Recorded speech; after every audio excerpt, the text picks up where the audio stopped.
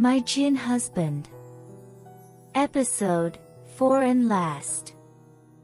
Presented by Lamia. That night, I tossed and turned, unable to sleep.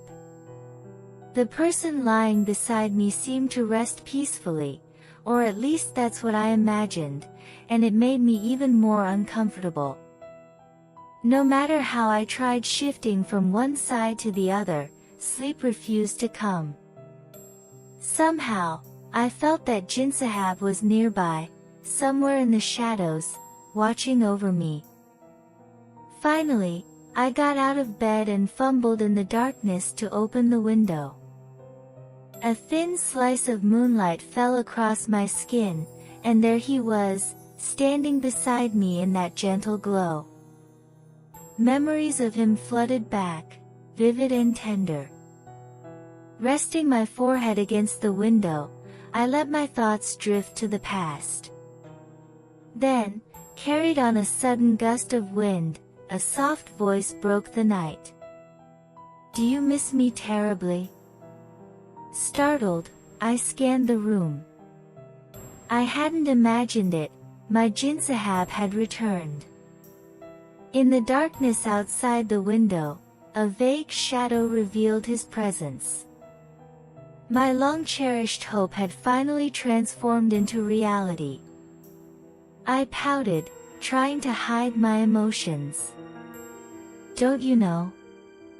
I asked. "Yes, I know." "How are you?" he replied softly. "I can't live without you." "You must be well," I said, forcing a small smile. He chuckled softly, "Of course. How could I be anything but happy with such a sweet bride?" His words pierced straight through my heart. "Your bride? You're married?" I asked, astonished. "And so are you," he replied calmly. "I had no choice. My heart still belongs to you." "But, how could you do this?" "Why not? Can't I marry the one I love?" I felt tears welling in my eyes. Hastily, I wiped them away before he could notice. "Yes, you could, of course. Be happy," I whispered, stepping back from the window. "Don't you want to see me?" he asked gently. "I can't. What good would it do to look at another person's husband? Even so, seeing me might bring some peace to your heart," he said, stepping fully into the moonlight. I stood frozen, my mind numb with shock. "Is it really you?" I whispered without realizing it. He smiled, faintly mischievous. "Yes. I am your groom." "How is this possible?" I asked. "When your heart's desire is strong, anything is possible," he replied. "I hope this isn't some illusion." "Not at all. I am Mustafa, your father's trusted Jinn. I grew up in his care, and by his command, I married you," he explained. "Your father agreed. He always hoped his daughter would marry a Jinn equal to his son. There is another reason too, which time will reveal. For now, know this, Allah has not betrayed the trust we placed in him." I hugged him tightly. "You really are terrible.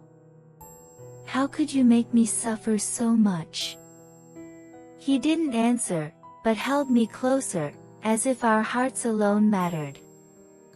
Then, suddenly, a loud crash echoed through the room. Mustafa released me and disappeared into the darkness. I called his name, but no response came. Moments later, I heard the sound of a struggle, as if someone were ransacking the room. My heart pounded. I fumbled for the light and switched it on. The room was in disarray, and Mustafa lay unconscious on the floor, blood trickling from his nose and mouth. Seeing him like this, tears streamed down my face.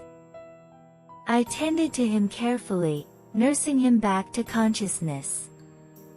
By evening, he was mostly recovered. Suddenly, he said, "Let's visit your father's house." "But you're hurt," I protested. "I feel well enough now." "Come on, get ready," he said, and without further discussion, I followed him to the car. Mustafa drove in silence, and my mind raced. He had been attacked, by whom, and why, and now he was heading to my father's house despite his injuries. I had no answers, only questions. Finally, I asked, "Who attacked you last night?" "Someone who doesn't want us to be together," he said. A chill ran through me. Someone from his world didn't want him to live among humans, or to have a family with me. When we arrived at my father's house, he greeted us warmly. I exchanged pleasantries and went to the kitchen to make tea. Carrying the tea to my father's room, I overheard Mustafa pleading. "Father, guide me. I don't want anyone harming Mushera or destroying our marriage." "Calm down, Mustafa," my father replied. "I had feared such danger too, but I won't act rashly. Stay here a few days. This house is protected, no evil can enter." Hearing this, my hands and feet trembled. Mustafa gestured for me to enter. I smiled faintly, leaving the tea, and went inside. My mind spun with 1,000 questions. Until I learned everything from Mustafa, I could not find peace. That night, resting my head against his chest, I whispered, "Please, tell me who wishes to harm us." "There is someone," he admitted softly. "But do not dwell on it. Trust in Allah. He will protect us." With that, he pulled me close, holding me with a care so profound it made me shiver. After a few days at my father's house, we prepared to return home. Before leaving, my father gave us each a talisman inscribed with Allah's kalam. "Do not part with these, and always call upon Allah for protection," he instructed. And so we departed, hearts heavy yet hopeful, aware that danger lingered unseen, yet certain that faith would shield us. After returning from my father's house, we didn't face any problems. Together, Mustafa and I had built a beautiful life, our home filled with love and warmth. Each morning began with the gentle touch of his lips on my forehead, waking me from sleep, and the rest of the day would pass in cozy togetherness. We took turns feeding each other, shared our evenings on the terrace gazing at the moon while I rested my head on his shoulder, spinning stories, and only sleep came easily if I laid my head against his chest at night. Sometimes I caught myself feeling a twinge of jealousy. How could I have been so lucky to receive such devoted love from my husband? Our happiness grew further with the wonderful news that I was expecting. The moment I told Mustafa, he first praised Allah in gratitude. Then, lifting me into his arms, he said softly, "Mushera, you've made me happier than words can express. Seeing you happy makes me happy too. Now, put me down. I'm afraid I might fall." "You won't, my dear. I just want to keep you safe, tucked close to my chest, he said. Why hide me? I asked, noticing a trace of worry in his face.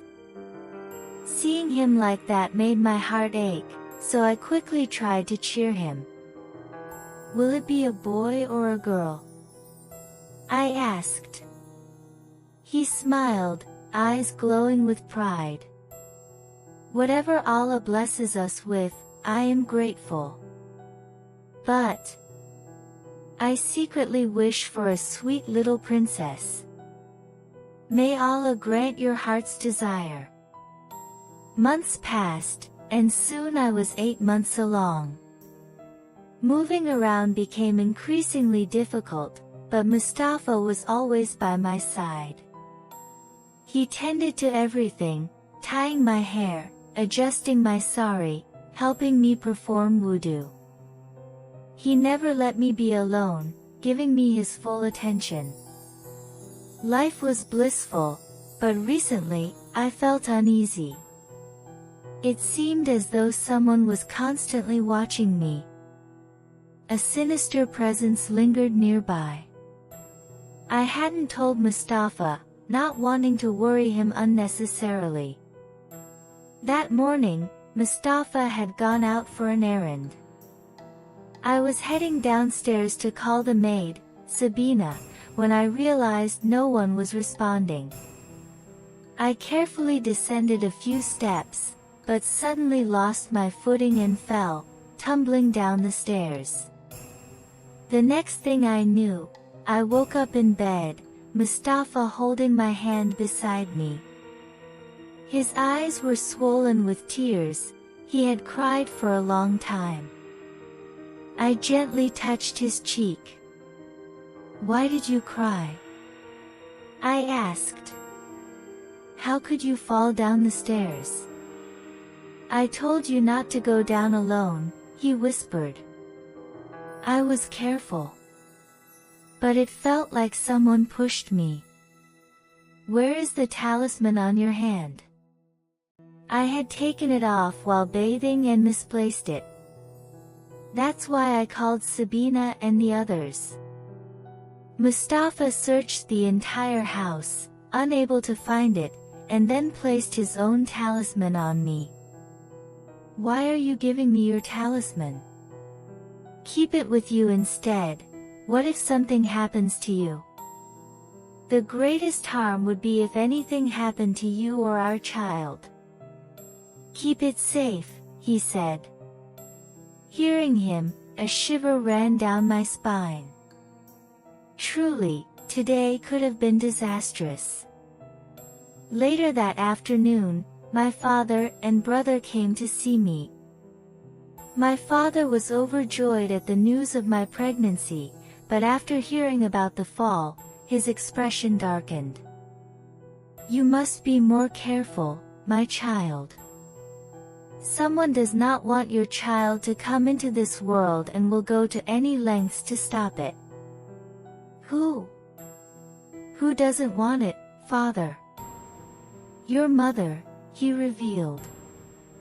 What? What are you saying? Yes.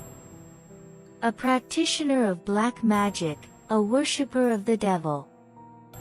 When I tried to intervene, she flew into a rage and left us. Before I could respond, my father and brother suddenly began fading into nothingness. Screaming, I heard an invisible female voice, if you want to save your father and brother, throw the talisman away. But my father called out, no, my child. Under no circumstances will you remove the talisman. I swear it. The next moment, I watched in horror as an unseen force tore my father and brother into pieces before my eyes.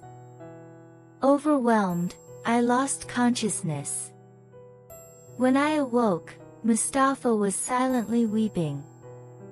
I held him tightly, whispering, that witch, she's killed my father and brother. Calm down, Mushera, he said. I have no power to confront her now. All my strength is gone. Under no circumstances will you remove this talisman. She won't harm you, will she? Don't worry. Nothing will happen. Now come, sleep. But at midnight, I woke to find Mustafa gone. On the wall, in blood, was a message. If you wish to save your husband, come to the Black Mountain. The next night, I arrived at the mountain cave. A terrifying woman sat by a fire, muttering to herself. Mustafa was trapped inside a small bottle. I could hardly believe it, this wicked woman was my mother. She saw me and hissed. Remove the talisman. I won't. What will you do? I shouted. The woman laughed loudly, plunging a needle into a doll's chest. Immediately, Mustafa screamed and collapsed. I screamed in terror. I will stop you. You won't harm him. No, I'll remove the talisman, I cried, throwing it aside. The woman advanced, pressing a sharp knife to my chest, and shoved me off the cliff. As I fell, my breath caught, and I cried out weakly. Allah, grant them the greatest punishment. The next part continues in the new story, The Daughter of Jinn.